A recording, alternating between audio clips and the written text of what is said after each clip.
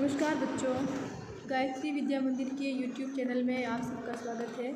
आपकी कक्षा 11 की अनिवार्य हिंदी की क्लास में हम पढ़ रहे हैं कृष्णचंद्र की प्रसिद्ध हास्य व्यंग्य कथा जामुन का पेड़।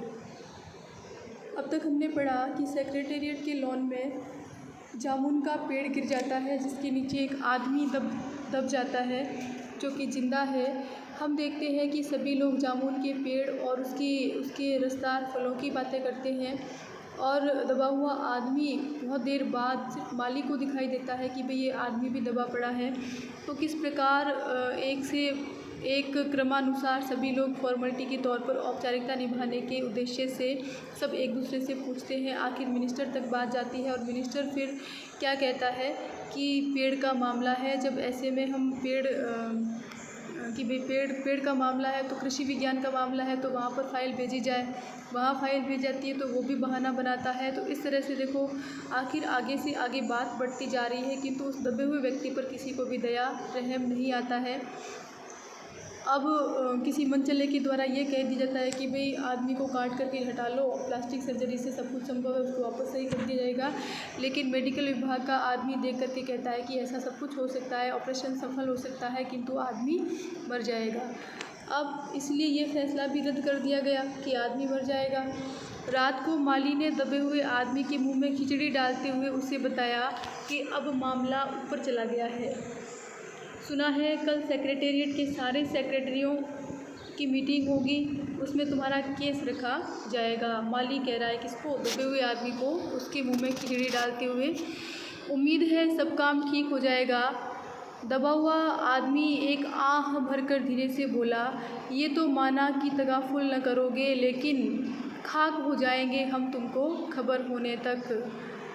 ये मिर्ज़ा गालिब का शेर है। जो दबा हुआ आदमी है वो अपनी स्थिति पर बताता है कि जब तक आप ऐसा प्रयास करेंगे तब तक हम तो खाक हो जाएंगे, नष्ट हो जाएंगे, मिट जाएंगे, यानी कि मर जाऊंगा। ये कह रहा है कि जब तक ये काम होगा तब तक क्या पता मैं जीवित रहूँगा भी या नहीं। माली ने अचंभे से मुंह में उंगली दबा ली और चकित भाव से बोला। अचंभे से किस बात का अचंभा हुआ माली को? क्या तुम शायर हो? दबे हुए आदमी ने धीरे से सिर हिला दिया। दूसरे दिन माली ने चपरासी को बताया। चपरासी ने क्लर्क ने हेड क्लर्क को। थोड़ी ही देर में सेक्रेटेरिएट में यह अफवाह फैल गई कि दबा हुआ आदमी क्या है? शायर है। बस फिर क्या था, कहानी ने एक नया मोड़ ले लिया। लोगों का झुंड शायर को देखने के लिए उमड़ पड़ा। इसकी चर्चा शहर में फैल गई और शाम तक गली गली से शायर जमा होने शुरू हो गए। सेक्रेटेरिएट का लॉन भांति भांति के कवियों से भर गया और दबे हुए आदमी के चारों ओर कवि सम्मेलन का सा वातावरण उत्पन्न हो गया। सेक्रेटेरिएट के कई क्लर्क और अंडर सेक्रेटरी तक, जिन्हें साहित्य और कविता से लगाव था, रुक गए। कुछ शायर दबे हुए आदमी को अपनी कविताएं और दोहे सुनाने लगे। कई क्लर्क उसको अपनी कविता पर आलोचना करने को मजबूर करने लगे।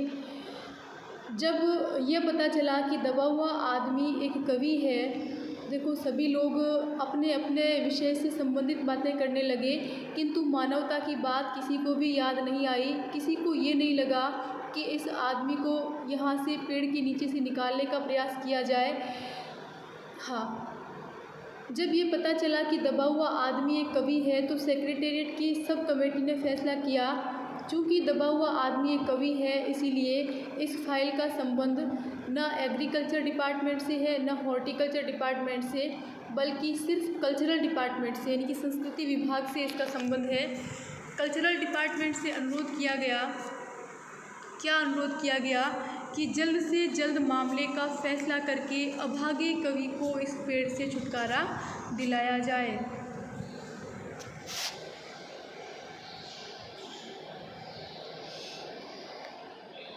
फाइल कल्चरल डिपार्टमेंट के अनेक विभागों से गुजरती हुई साहित्य अकादमी के सेक्रेटरी के पास पहुंची। बेचारा सेक्रेटरी उसी समय अपनी गाड़ी में सवार होकर सेक्रेटेरिएट पहुंचा और दबे हुए आदमी से इंटरव्यू लेने लगा। क्या इंटरव्यू? अब देखो वो भी वहाँ पर इंटरव्यू लेने के लिए आया है। तुम कवि हो? उसने पूछा। दबे हुए आदमी ने जवाब दिया, जी हाँ। किस उपनाम से शोभित हो? उसने कहा, ओस। ओस? सेक्रेटरी जोर से चीखा, क्या तुम वही ओस हो जिसका गद्य संग्रह ओस के फूल बिल्कुल अभी हाल ही में प्रकाशित हुआ है। तो दबे हुए कवि ने हुंकार में सिर हिलाया। उसने कहा क्या तुम हमारी अकादमी के मेंबर हो? सेक्रेटरी ने पूछा। तो उसने कहा नहीं। आश्चर्य है, सेक्रेटरी जोर से चीखा, इतना बड़ा कवि, ओस के फूल का लेखक और हमारी अकादमी का मेंबर नहीं है? उफ, कैसी भूल हो गई हमसे। कितना बड़ा कवि और कैसी अंधेरी गुमनामी में दबा पड़ा है। और फिर देखो वो क्या कहता है, गुमनामी में नहीं, एक पेड़ के नीचे दबा हूँ, कृपया करके मुझे इस पेड़ के नीचे से निकालिए। देखो वो गुमनामी की बात कर रहा है, किंतु यहाँ पर इस समय वो पेड़ के नीचे दबा हुआ है, वो किसी को नज़र नहीं आता। तो वो कवि स्वयं कहता है कि मैं गुमनामी में नहीं बल्कि पेड़ के नीचे दबा हूँ, तो कृपा करके आप मुझे इस पेड़ के नीचे से निकालिए। अभी बंदोबस्त करता हूँ, सेक्रेटरी फ़ौरन बोला और फ़ौरन उसने अपने विभाग में रिपोर्ट की। शीघ्रता से उसने अपने विभाग में रिपोर्ट भेजी कि भाई दबा हुआ व्यक्ति जो है वो कवि है बहुत बड़ा। दूसरे दिन सेक्रेटरी भागा भागा कवि के पास आया और बोला, मुबारक हो, मिठाई खिलाओ, हमारी सरकारी साहित्य अकादमी ने तुम्हें अपनी केंद्रीय शाखा का मेंबर चुन लिया है, यह लो चुनाव पत्र। तो देखो अभी तो वो जीवित बचेगा तो वहाँ पर उसका चुनाव पत्र काम आएगा। उसको बचाने का प्रयास नहीं किया जा रहा है, सभी लोग अपने अपने फ़ायदे के लिए दौड़ रहे हैं, मगर मुझे इस पेड़ के नीचे से तो निकालो। वो कवि कहता है, दबे हुए आदमी ने कराह कर कहा कि मुझे इस पेड़ के नीचे से तो निकालो। उसकी सांस बड़ी मुश्किल से चल रही थी और उसकी आंखों से मालूम होता था कि वह घोर पीड़ा और दुख में पड़ा है। उसकी आंखों में वो दर्द, वो पीड़ा दिखाई दे रही थी उसकी। ये हम नहीं कर सकते, सेक्रेटरी ने कहा, और जो हम कर सकते थे वो हमने कर दिया है, बल्कि हम तो यहाँ तक कर सकते हैं कि अगर तुम मर जाओ तो तुम्हारी बीवी को वजीफ़ा दे सकते हैं, यानी कि वो ओहदा दे सकते हैं हम। अगर तुम दरख्वास्त दो तो हम वह भी कर सकते हैं, यानी कि अगर तुम अर्जी लिखते हो तो हम ये कर सकते हैं। तो वो क्या कहता है, लेकिन यानी कि देखो उसके मरने तक का इंतज़ार करने लग गए हैं, लेकिन उसे निकालने की किसी को नहीं पड़ी है। मैं अभी जीवित हूँ, कवि रुक रुक कर बोला, मुझे ज़िंदा रखो। वो क्या कहता है, मैं जीवित हूँ और मैं चाहता हूँ कि मैं ज़िंदा रहूँ और आप मुझे ज़िंदा रखो। मुसीबत यह है, सरकारी साहित्य अकादमी का सेक्रेटरी हाथ मलते हुए बोला, हमारा विभाग सिर्फ कल्चर से संबंधित है, साहित्य और संस्कृति से संबंधित है। पेड़ काटने का मामला कलम दवात से नहीं, आरी कुल्हाड़ी से संबंधित है। उसके लिए हमने फॉरेस्ट डिपार्टमेंट, जंगल विभाग को, वन विभाग को लिख दिया है और अर्जेंट भी लिखा है कि भाई बहुत ज़रूरी है, शीघ्रता से ये काम किया जाए। शाम को माली ने आकर दबे हुए आदमी को बताया, कल फॉरेस्ट डिपार्टमेंट के आदमी आकर इस पेड़ को काट देंगे और तुम्हारी जान बच जाएगी। माली बहुत खुश था। दबे हुए आदमी का स्वास्थ्य जवाब दे रहा था, मगर माली खुश किस लिए था, क्योंकि कल उसको वहाँ से निकाल दिया जाएगा। लेकिन दबे हुए आदमी का स्वास्थ्य तो जवाब दे रहा था, मगर वह किसी न किसी तरह अपने जीवन के लिए लड़े जा रहा था, फिर भी जीने के लिए संघर्ष कर रहा था। कल सवेरे तक किसी न किसी तरह उसे जीवित रहना है, ऐसा सोच रहा था वो, इसके लिए संघर्ष भी कर रहा था। दूसरे दिन जब फॉरेस्ट डिपार्टमेंट के आदमी आरी कुल्हाड़ी लेकर पहुँचे तो उनको पेड़ काटने से रोक दिया गया। देखो क्यों रोक दिया गया, मालूम हुआ कि विदेश विभाग से हुक्म आया था कि इस पेड़ को न काटा जाए। कारण ये था कि इस पेड़ को 10 साल पहले पिटोनिया राज्य के प्रधानमंत्री ने सेक्रेटेरिएट के लॉन में लगाया था। अब अगर ये पेड़ काटा गया तो इस बात का काफ़ी अंदेशा था कि पिटोनिया सरकार से हमारे संबंध सदा के लिए बिगड़ जाएंगे। देखो अभी राजनीतिक नुकसान हो जाएगा ये देखते हुए, मगर एक आदमी की जान का सवाल है। क्लर्क चिल्लाया कि भाई एक आदमी की जान का सवाल है, दूसरी ओर 2 राज्यों के संबंधों का सवाल है। दूसरे क्लर्क ने पहले क्लर्क को समझाया कि भाई यहाँ एक आदमी की बात जान का सवाल है, लेकिन यहाँ पर 2 देशों के 2 राज्यों के बीच का सवाल है, संबंधों का सवाल है, संबंध बिगड़ जाएंगे। और ये भी तो समझो कि पिटोनिया सरकार हमारे राज्य को कितनी सहायता देती है, क्या हम उनकी मित्रता की खातिर एक आदमी के जीवन का भी बलिदान नहीं कर सकते? कवि को मर जाना चाहिए निस्संदेह, ऐसी बातें होने लग गई। देखो संवेदनहीनता का ये बहुत ज्वलंत उदाहरण है हमारे सामने। अंडर सेक्रेटरी ने सुप्रिटेंडेंट को बताया, आज सवेरे प्रधानमंत्री दौरे से वापस आ गए हैं, आज 4 बजे विदेश विभाग इस पेड़ की फाइल उनके सामने पेश करेगा, जो वे फैसला लेंगे वही सबको स्वीकार होगा। शाम के 5 बजे स्वयं सुपरिटेंडेंट कवि की फाइल लेकर उसके पास आया। सुनते हो, आते ही वह खुशी से फाइल को हिलाते हुए चिल्लाया, क्या क्या संदेश लेकर आया है? प्रधानमंत्री ने इस पेड़ को काटने का हुक्म दे दिया और इस घटना की सारी अंतर्राष्ट्रीय जिम्मेदारी अपने सिर ले ली है। कल यह पेड़ काट दिया जाएगा, वो भी कल काट दिया जाएगा, देखो। और तुम इस संकट से छुटकारा हासिल कर लोगे। सुनते हो, आज तुम्हारी फाइल पूर्ण हो गई, ऐसा कहता है वो सेक्रेटरी। मगर कवि का हाथ ठंडा था, आंखों की पुतलियां निर्जीव और चींटियों की एक लंबी पात उसके मुंह में जा रही थी, यानी कि वो रात को ही मर गया था। चींटियों की पंक्ति, चींटियों की लाइन उसके मुंह में जा रही थी, चींटियां उसके मुंह में घुस रही थी, मर गया था, ठंडा पड़ गया था। उसके जीवन की फाइल भी पूर्ण हो चुकी थी। तो देखें, इस हास्य व्यंग्यात्मक कथा के माध्यम से लेखक ने कितना व्यंग्य किया है हमारे सरकारी कार्यालयों में जो हीला हवाली होती है काम को लेकर के, जो लेट लतीफ़ी और आलसीपना और औपचारिकता के साथ संवेदन शून्यता का भी यहाँ पर बहुत अनूठा उदाहरण देखने को मिला। लेखक ने देखो, हमें कई अतिशयोक्तिपूर्ण भी जान पड़ा है यहाँ लेखक का वर्णन जो है कई जगह पर, लेकिन ऐसा आवश्यक है, यानी कि हास्य व्यंग्य उत्पन्न करने के लिए बातों को बहुत अधिक बढ़ा चढ़ा करके बोलना ही पड़ता है, इसकी परंपरा है। तो यहाँ पर लेखक ने हंसते हंसते ही हमारे भीतर इस बात की समझ भी पैदा कर दी कि कार्यालयी तौर तरीक़ों में जो पाया जाने वाला विस्तार है वो कितना बिना अर्थ का है और बिल्कुल कितना हास्यास्पद है। जो उच्च पदों पर आसीन लोग हैं वे भी कितने संवेदना शून्य हैं, मानवता का नामो निशान उनके भीतर नहीं है। ये देखो, अमानवीय होने का पक्ष भी यहाँ पर हमारे सामने उजागर होता है। तो देखो, प्रश्न आपको करने हैं पाठ के साथ। बेचारा जामुन का पेड़ कितना फलदार था और उसकी जामुनें कितनी रसीली होती थी। ये संवाद कहानी के किस प्रसंग में आए हैं? जामुन के पेड़ के गिर जाने पर क्लर्क के द्वारा ये बात होती है कि भाई वो जामुन कितने रसीले होते थे, घर ले जाता था, उसके बच्चे बड़े चाव से खाते थे।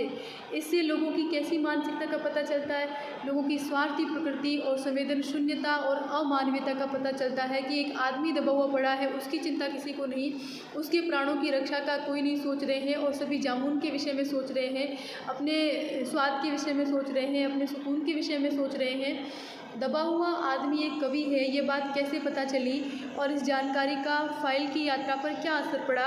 जब माली उसे खाना देने आया तब और उसे कहा कि भाई कल तुम्हारी सुन ली जाएगी, ये हो जाएगा वो हो जाएगा, तब उसने क्या कहा कि माना कि तगाफुल न करोगे। तगाफुल यानी कि देर करना, विलम्ब करना। ये तो माना कि तगाफुल न करोगे लेकिन खाक हो जाएंगे हम तुमको खबर होने तक। मिर्ज़ा गालिब का शेर जब बोल करके वो कहता है कि माना कि तुम इतनी देर नहीं करोगे लेकिन जब तक तुम्हें एहसास होगा तब तक हम तो ख़त्म ही हो जाएंगे। तो उसे पता चला और फिर उसकी यात्रा पर क्या फ़र्क पड़ा, उसकी देखो उस फाइल की यात्रा पर क्या फ़र्क पड़ा, यानी कि दबे हुए। और फिर माली ने चपरासी को बताया, चपरासी ने क्लर्क को, क्लर्क ने हेड क्लर्क को, और फिर क्या था, उसकी जो फाइल थी वो आगे से आगे बढ़ती गई, यानी कि कल्चरल विभाग में भेजी गई। लेकिन उसको बचाने का किसी ने नहीं सोचा, कवि को। फिर देखें, कृषि विभाग वालों ने मामले को हॉर्टिकल्चर विभाग को सौंपने के पीछे क्या तर्क दिया कि भाई एक फलदार पेड़ है, जामुन का पेड़ जो है वो उद्यान विभाग के अंतर्गत आता है। इस पाठ में सरकार के किन किन विभागों की चर्चा की गई है और पाठ से उनके कार्य के बारे में क्या अंदाज़ा मिलता है? इस पाठ में तो देखो बहुत सारे विभागों की बात हुई है, कृषि विभाग की बात हुई है, वन विभाग की बात हुई है, साहित्य विभाग की बात हुई है, मेडिकल विभाग की बात हुई है, ठीक है। तो इन सब की जो कार्य प्रणाली है वो बिल्कुल संवेदना शून्य और हम कहेंगे कि गैर जिम्मेदारी से युक्त और महज औपचारिकता वाली कार्य प्रणाली है इनकी।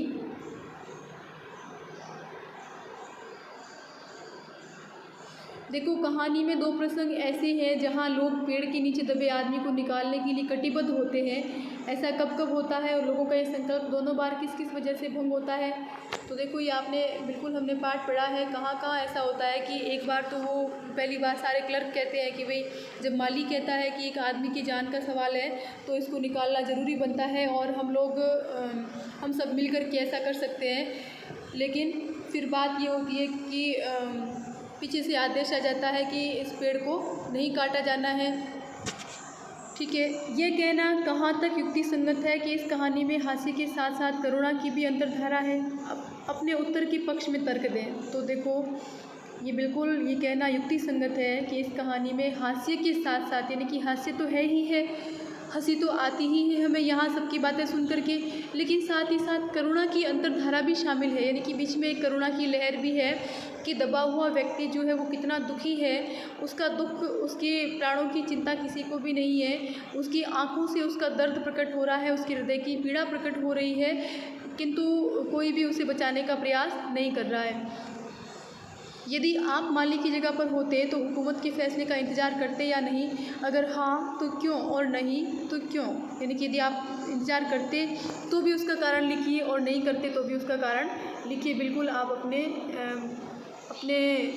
तर्क के आधार पर उत्तर दें। ठीक है, तो ये हो गया जामुन का पेड़, हास्य व्यंग्य कथा कृष्णचंद्र की, जो बड़ी आकर्षक, प्रभावशाली, हास्यात्मक और मानवीय संवेदना को तार करती हुई। प्रश्न कर लें आप, इसके आगे पढ़ेंगे हम अगले वीडियो में। तब तक के लिए धन्यवाद।